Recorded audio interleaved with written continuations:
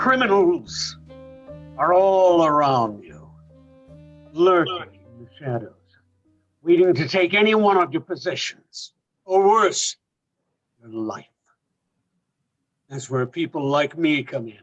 We're fast, we're quick thinking, we save lives, we're detectives, defenders of society. Some of us may have fallen victim to egomania or poor detective education, but we're vital to society nonetheless. Over the course of my lengthy career, I've dealt with many crimes, but not any have been as dire as the one you're about to hear with your eardrums. Other related auditory components. Now, allow me to, as you hear this mesmerizing parable, keep one thing in mind. If you want to solve crimes, you need to know what you're doing. You need to learn skills. You need to know who you're up against and how to thwart them. And there's no excuse for not knowing your stuff. Unless nobody really taught it. In this line of work, competence is key. Oh, thank goodness you're here. Our most prized possession, a golden statue of Cerberus, was stolen from the museum during our 150th annual spring gala. I stared at the woman, wondering how the curator of a museum could be so dispassionate about artifacts.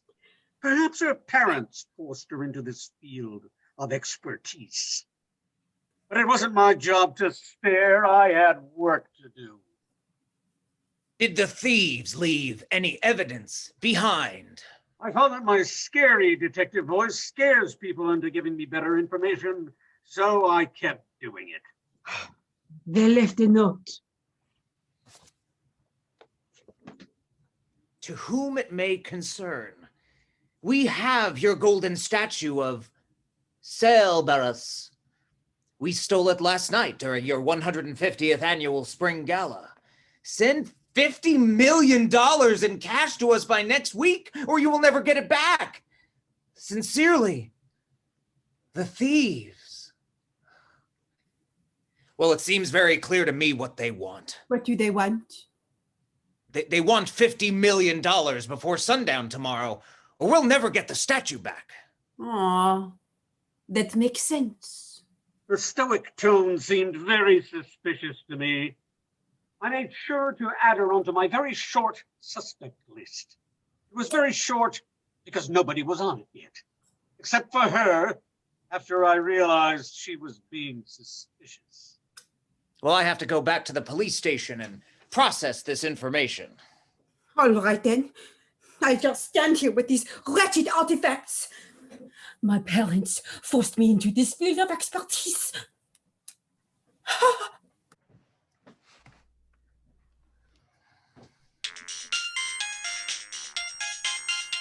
Hello? Hello. This is a police informant. Meet me at the restaurant on 56th and Summit. I have information on the theft of the golden statue. As I drove to the restaurant at 56th and Summit, I had no idea what to expect, other than some information on the theft of the golden statue. Just what the police informant mentioned on the phone. I had a gut feeling, an instinct, a hunch that a very dire event would occur. I'm glad you can make it. Terrence's handshake was limp and disgusting. I wonder how he lasted so long at whatever job he has with such a bad handshake. But it's not my job to wonder, it's my job to find answers. Why did you ask me to dinner tonight, police informant? Well, first, my name is Terrence. Secondly, I didn't ask you to dinner. It's 1 p.m. right now. Finally, all of the leads you gathered during this investigation are fake.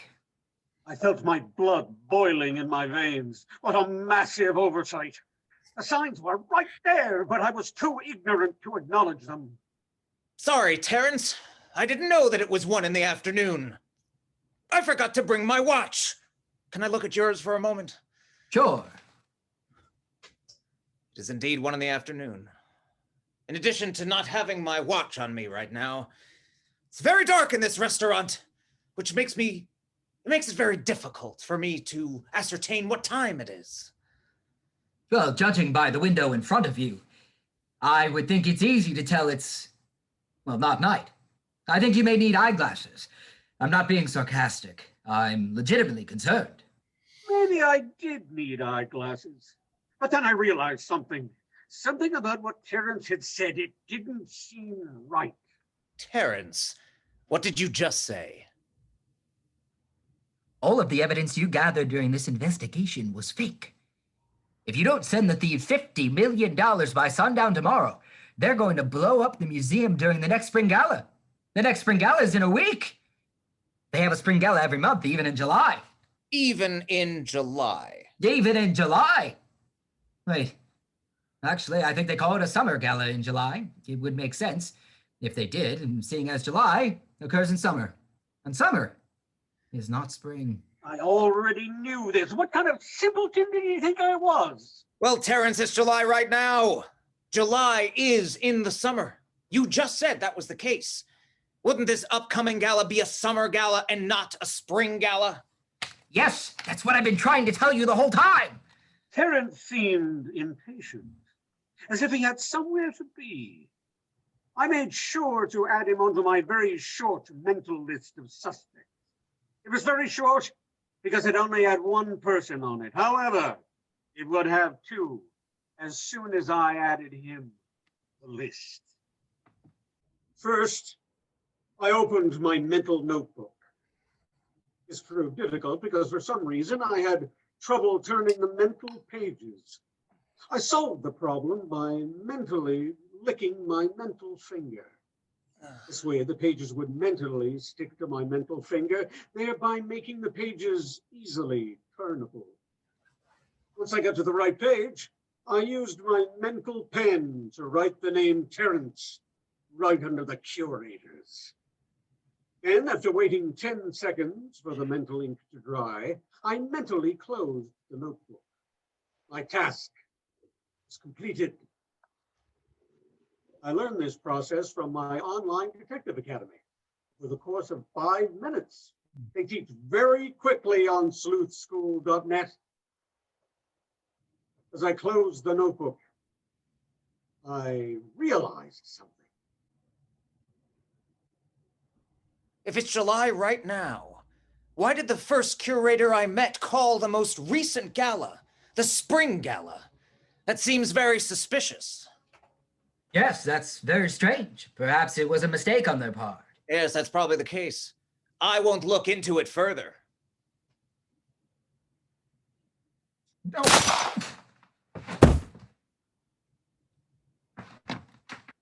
At first, I assumed Terrence was frightened by the gunshot. I ran over to comfort him, and that was when I saw the bloody hole in his head and realized that he had not, in fact, fallen out of his chair due to fright. He had fallen out because he was shot in the face, and the impact blew him back out of his chair. I would have stayed by his side a while longer, but I didn't, because there was still a man with a gun in the complex, and I needed to flee, which I believed would lower my odds of being shot in the face like Terrence.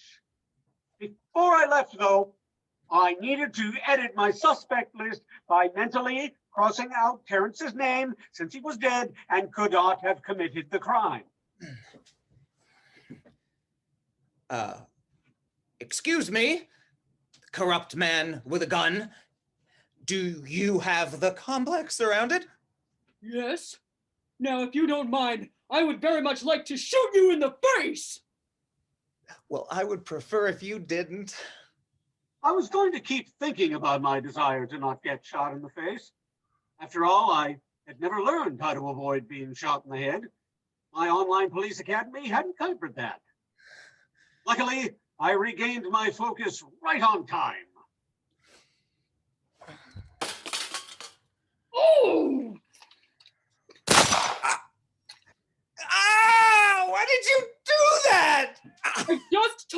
wanted to shoot you. The gunman, like Terence, seemed impatient. He was quite suspicious.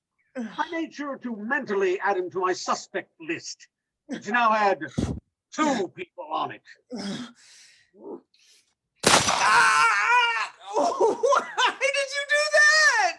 I just told you I wanted to shoot you. You said that you wanted to shoot me in the face! So why would you shoot me in both feet instead? I shot you in both feet because I wanted you to be attentive while I shot you in the face. You keep drifting off and getting lost in your own thoughts. It's really annoying, so I shot you in both legs. I did this because I'm a bad person. Yeah, I noticed! I figured it out for myself when you told me you were going to shoot me in the face, and then you shot me in both feet instead. It was very rude, since polite people don't make a habit of shooting people in the feet. Now I have had enough of being shot in the feet. You're under arrest. Stay here, I need to go bandage my feet. Also, I'm gonna take this piece of paper with me because it might be evidence. I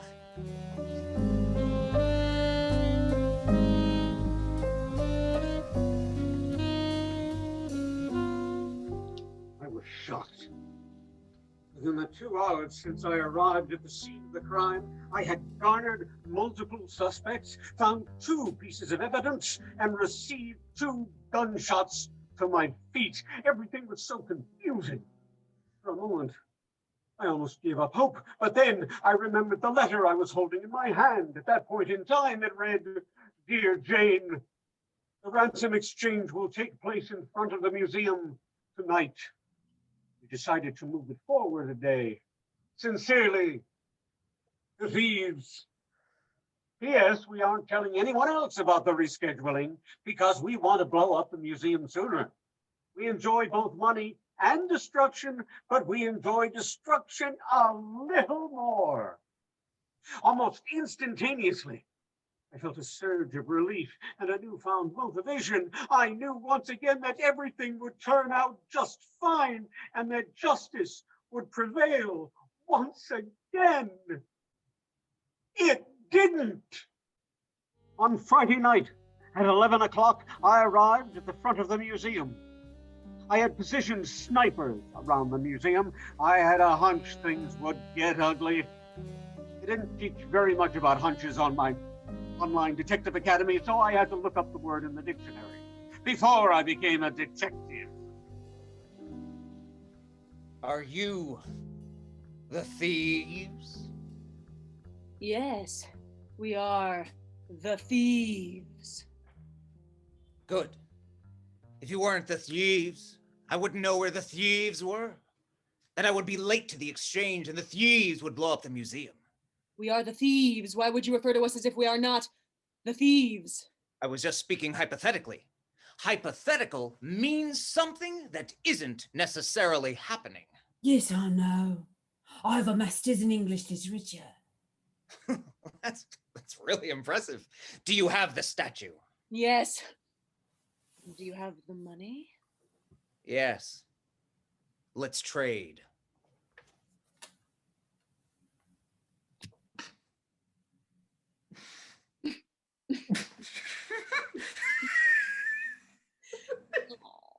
I'm sorry. Is that a check? Why did you think it was a good idea to use a check? What are you talking about? It's a check. A check is great for this sort of thing. It's small, it's portable, and it's cheaper than, I don't know, a mysterious briefcase filled with $100 bills. While all of that is true, checks are traceable. Briefcases are not traceable. Ah, never mind. Let's just trade.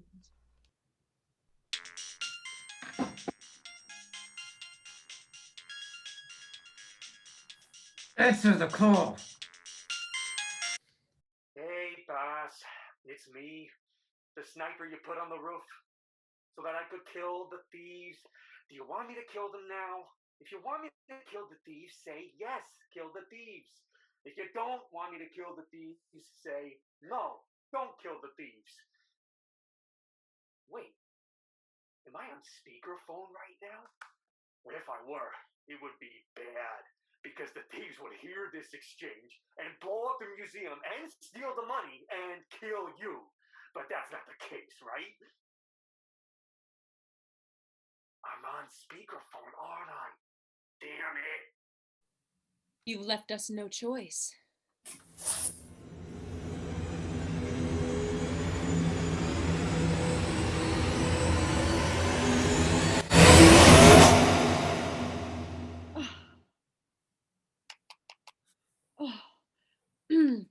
I apologize. This is not the remote for the bomb. This is the remote for my television. Hold a moment. Ah! I didn't know it yet, but somewhere in the museum, a bomb activated and would detonate in 20 minutes. The bomb, which is located somewhere in the museum, has been activated. It'll detonate in 20 minutes! Now I knew it. So, do you want me to kill the thieves yet? Not yet. Stand by. Okay. So, can you at least tell me how you managed to pull off the crime? Well, the actual theft was easy. We just crawled through the museum air vents so as to evade the security systems. While the execution of the crimes was relatively simple, it was rather difficult to cover up. When we found out that one of us criminals tipped you off about the demolition of the museum, we had to suppress him. Wait, are you telling me Terrence was a thief? I was overcome by a wave of understanding. I also felt rather unintelligent as I had crossed Terrence off my suspect list after he died. Believe it or not, this climactic night was the day I realized dead people can commit crimes, so long as they were still alive when they did. They didn't teach us this at my online detective academy. The way that kind of lesson worked was, if you answered enough multiple choice questions successfully, you could bring the computerized criminal back to life. So I just assumed that's how it worked in the real world. Wasting no time, I immediately reopened my mental notebook and rewrote Terrence, this time with a star next to it. Prevent me from overlooking the possibility that he was guilty. I once again waited for the mental link to dry, closed it. That did the trick. Yes, Terence was the thief.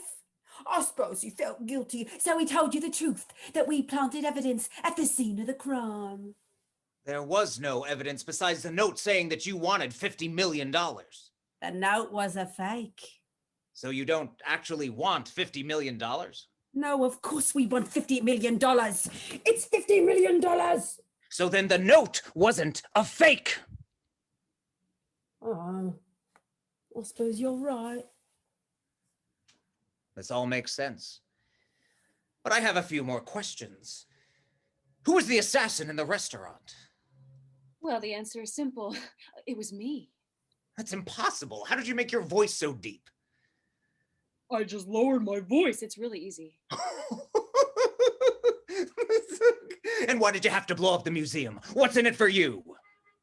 We never thought you'd ask. There's an artifact in that museum being donated to the police force at the next gala. It's estimated to be worth over $5 trillion. With that money, the police would be better equipped to catch criminals. We couldn't allow that because we're criminals and we don't want to be caught. Now, can you guess what the artifact was? The statue of Cerberus. I must say, that's genius. That's really good. No, you idiot. It is a rare vase crafted in ancient Mesopotamia. We use the statue as a diversion. We're literally holding it right now. Right. Never mind. That's despicable. Maybe it is, but at this point, who cares?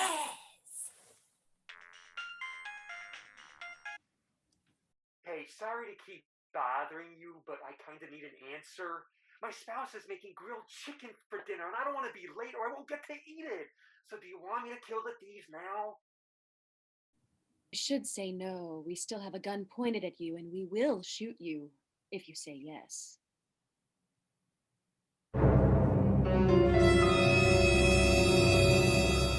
Yes, kill the thieves. Damn! The gun was empty. I was just trying to scare you. That was a stupid idea. Okay, I'll kill the thieves.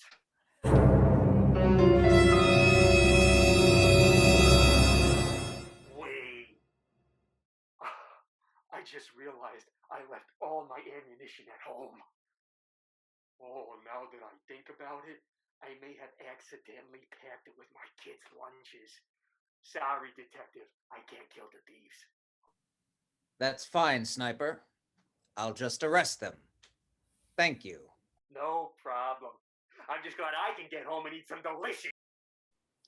Thieves, all three of you are under arrest. Now wait here. I need to go defuse the bomb.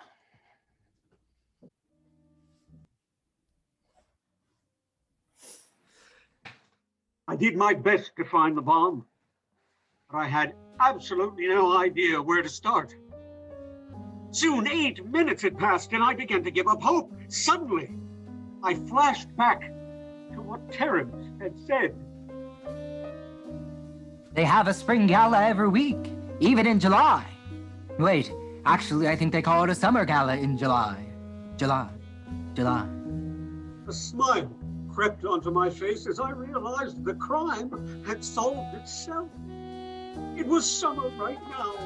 The thieves' note said that they would blow up the museum during the next spring gala, but only a summer gala was tomorrow. The remote control must have been a decoy. I walked out of the museum feeling proud of myself. On my way back to the police station, however, I found out I was wrong about the decoy remote. I realized this because I saw the museum explode in my rearview mirror. Because I was driving a car at the time.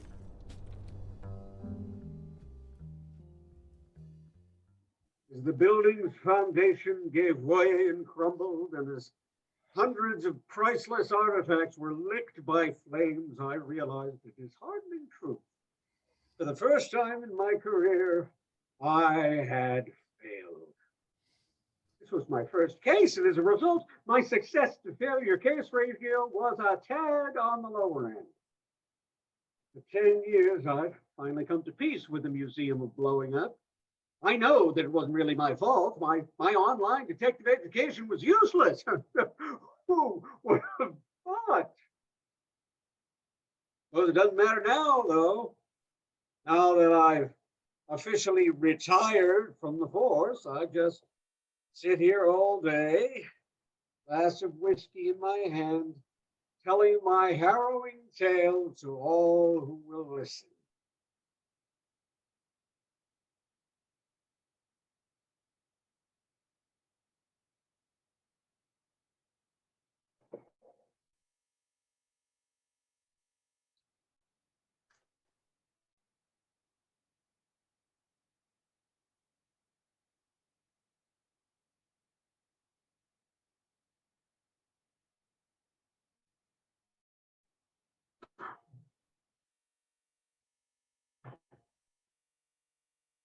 There. I just mentally added you to the suspect list of people who have heard it.